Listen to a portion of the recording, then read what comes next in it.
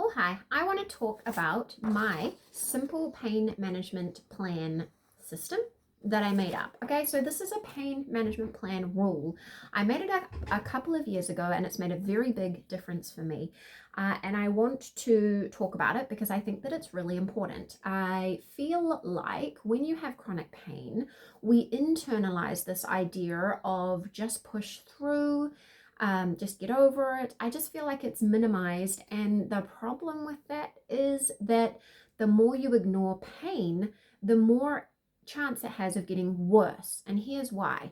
Every time you have a pain message bombarding your nervous system, then your nervous system's getting involved and ramped up.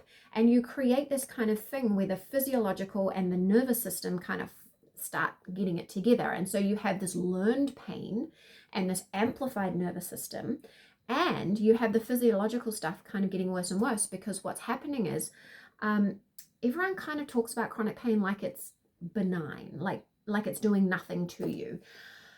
But that's not the case, really. Like for me particularly, like I lived for a long time with pain and I was given the advice, get on, push through, get on with it.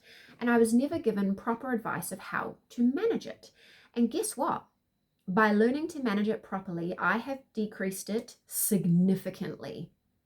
Now, obviously, the whole conversation is very complex. So, for example, for a long time, I was told I had fibromyalgia, and that's very much oh, well, get over it. Like, you just have to learn to live with it. However, I actually have hypermobility spectrum disorder. So a lot of my joints are too flexible and go out of place, and that causes not only the the subluxations cause pain, but the pressure on the muscles that are working so hard to hold it in place, that's pain as well. And also what happens, so for me particularly, my spinal joints are too flexible, and my muscles in my neck have gone super tight trying to hold it together, and so they have been so tight for so long, and then what happens is once they get tripped, then headache, massive headache, and that's when I can't function. And so you've got all of this happening. So I had all of this pain, and then what happens is all of this pain then amps up your nervous system response. And so what you're doing is creating this kind of runaway train effect. And you get to a point where it's just building and building and building, and it's almost impossible to do anything about. You just kind of have to go through it and suffer. And so I was thinking about this a while ago, and I went to, so at the time I was seeing a physiotherapist, and I said to her, at what point on the pain scale is your nervous system getting involved? And she said 5 out of 10. And I went, oh my goodness. So what's happening is if you're letting the pain get to 5 out of 10, then your nervous system becomes like this runaway train. And so your pain is just like running off down the platform, and you're just here trying to catch up to it, and you're just not going to, right? And you can see the trajectory of where it's heading. So what I wanted to do is get ahead of it. And I was dealing with very inbound biases from internaling those messages from people, just get through it, just push through, blah, blah, blah. But also I didn't really understand when pain should be treated, or what you should do when. So I said, let's get really concrete about this. So what I did is I created an if this, then that plan. So it was a simple plan, and I told myself once I'd made the plan, I would follow it, and that's it. Spoiler alert, it made a massive difference. So every day I would track my pain. I have an ultimate symptom tracker journal. I actually have several journals, but however you track your pain. So I would sit down 3 times a day and track my pain. So I would put, I've got AM, PM, and bedtime. And so when things were worse, I was using this all the time. Now I actually am taking a break from symptom tracking because this is all kind of automatic pilot for me, which is great. So I would sit down, and if I wrote that my pain was, let's start at the bottom of the scale so that we can make it easy. If my pain was 3 out of 10, then I knew that was the time to start doing those things that are on the pain management plan. So there's a lot of things I do regularly every day anyway. So the stretching, I'm using the heat pack multiple times a day, those kinds of things. There's always that kind of regular thing. But when you start needing to manage the pain, that's where we get. So 3 out of 10 pain, I have like a pain spray and a non-medicated pain spray. And then, so you start using the pain spray, and that's probably the point at which I would have used, like if it's my neck, the peanut ball as well. So if this pain is 3 out of 10, then pain spray, but probably first actually the peanut ball, then the pain spray, because you don't want to roll it over the pain spray, right? Then if it's 4 out of 10, that's when I would take paracetamol. If it is 5 out of 10, that's when I would take ibuprofen. Now this is for a very particular type of pain. So this is like the pain kind of in my neck. So you would probably want an if this then that plan if you're having very specific different things, right? So this depends on what works for you. So I'll finish my example and then tell you how to translate it for you. So I just want to be really clear though, that my plan is made, you know, I talk to my physiotherapist, I talk to my doctor, and I understand how these things are, and I know exactly, you know, what's going on. Back to the plan. So if pain is 5 out of 10, take the ibuprofen. If the pain is 6 out of 10, take the muscle relaxant. For me, that's the point at which I know things are not getting better, and I'm going to then also, so if it's 6 out of 10, take the muscle relaxant, but then it's also going to be go and do a yoga nidra meditation. So that's for me the time where I know it's time to disengage and go do something really proper. So I will take the muscle relaxant, get the heating pad, and get into bed and do a decent yoga nidra. And as part of my example as well, I have there that if the fatigue is jumping to 5 out of 10, that's a good idea to go and do the yoga nidra meditation. So that is my example. And so the thing is, because what happened is I'd come and I'd be like, oh my gosh, why am I feeling so sick? I've got to go to bed. And I would fall into bed and I'd be miserable, but I hadn't actually done any of those other things. And the thing is that, like, if you're at like 7 out of 10 on the pain scale, paracetamol is not going to touch it. So like you can't really work backwards in that way. And so you've kind of made it worse than it needed to be.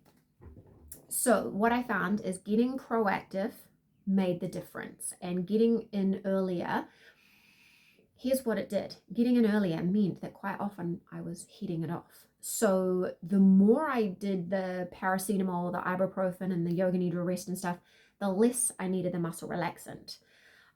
So it works differently than you think. So it's like by giving yourself permission to take the medication, and this is different, I guess, for everybody, but for me, I was always, I don't know, it was like I was saving the medication for something. I don't know. I just had this aversion to taking it. So by encouraging myself to take it, I actually reduced my need to take it.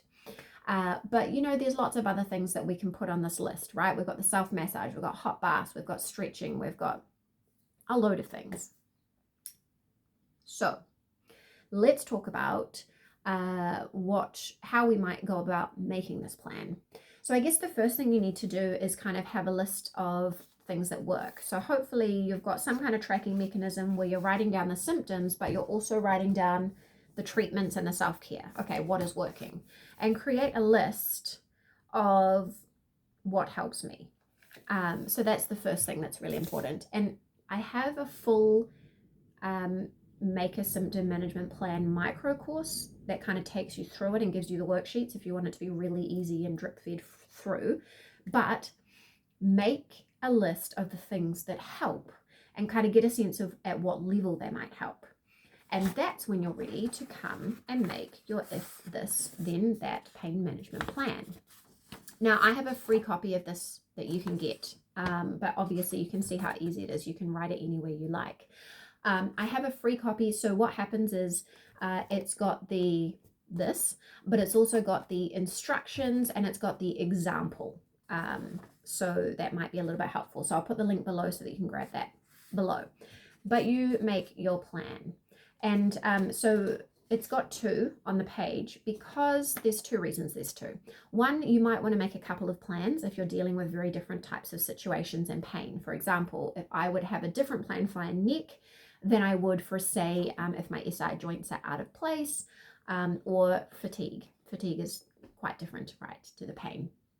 So there's two on the page, but also it wouldn't be static. So you might make one, but then you might want to fine tune it in a few months' time. So there's two. Anyway, so what you want to do is write if this 3 out of 10, then that, and then whatever you want it to be.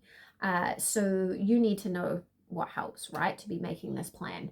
But you can also work backwards. So what is your worst? So maybe you regularly get up to 8 out of 10. So if it's 8 out of 10, what are you going to do? What is that worst case scenario? And then work backwards. Or you can start like I did and work forward. So, okay, if it's 3 out of 10, we're not yet upsetting the nervous system, we're still functioning, but we recognize that the symptoms are creeping up. What are we going to do? I'm not very good at doing that in life. I noticed that the pain would just creep and creep and creep. So that's where having like a symptom tracking system comes into place. So I would track AM, PM, and bedtime. PM is generally after my rest. So I used to rest around 1 o'clock and now I rest around 2:30. But if you just check in, you just write the number and then you realize, okay, the number corresponds to something, just do it and move on. So what I want it to be is automated. I don't want to be thinking about it and I don't want to be losing my day to it. So symptom tracking, if it is, boom, carry on. That's like the ideal goal, right? But if you're getting right up there, you want to know, okay, here's what to do. And this is where it moves into kind of that flare situation. And I've talked about this in my flare planning journals, but I also would kind of slide into a flare and not really recognize it and then not really know what to do. And it would be the worst case scenario before I even had figured it out. So, you know, when you're talking about 6 and 7 out of 10, you're in a flare. It could be a few hours, could be a few days, could be a few weeks. Flares are it depends what's going on there. But if you've slipped up past 5 out of 10, your nervous system's involved and you've got to try and bring it down. But yes, I get very passionate about talking about this stuff. So let me know, do you have any questions? Is there something I didn't explain properly? Anything like that. But if you want to go grab the free handout, then you can have your if this then that plan, and it's got the example there, and it's got some instructions, so hopefully that's very clear for you. So if you go and download it, let me know if it was helpful. Let me know if this way of thinking about it has helped you, if it makes a difference. If you're curious about my tracker, I'll put a link below. This is I've written many over the years. This is the final version, my favorite one, and it incorporates my daily readiness score and heart rate variability score and those kinds of things. But it is very simple. All of these things can be replicated yourself if you want to write it in a notebook. That's fine. None of it is magic. The magic is doing it. The magic is saying my pain is 4 out of 10. I'm going to go take the paracetamol, get on with my day. Okay, a little bit later, it's still not coming down. Okay, if my pain is 5 out of 10, I'm going to go ahead and do this next practical thing. And so even if you do have to stop your day and deal with the pain, at least you have a plan, you're in charge, you can do the right things, and hopefully all of those things helps it getting further. I hope it made sense. I hope it helps. I hope you reduce your pain by this management method, and I hope you have a great day.